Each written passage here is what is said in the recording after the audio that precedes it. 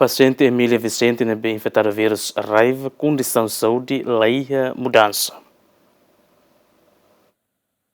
Dadão no Timor-Leste resista uma cidadão na Inen, mas confirmado infectado vírus raiva, o seu número na Lima lá com na vida, no na ida halau hela tratamento e Hospital Nacional. No vítima infectado Emília Vicente durante Loron Lima ona, halau tratamento e a sala pediatria HNGV, mas beto agora leia mudança bani saúde. Dadão no paciente retang hahan, liu husi soro, tamba paciente lá com consciência. Será que mudança, mas continuamos a observação rigorosa para ver acompanhar. Importante liu, mas que a vacinação, também se vai ir até no hospital, a mim só assegura de, nem estatuto geral quadros clínicos dele.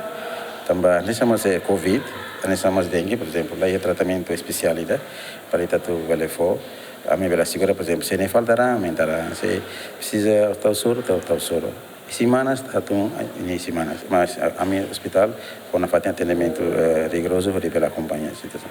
Emília Vicente, idade tinanhitu, Husi Bobonaro, Maliana Vila. Timor-Leste resista ona Emanain Lima, Macmate também infectado Husi vírus rabies, vítima mortal Sirane, Husi Uekusi, Hermera no Bobonaro.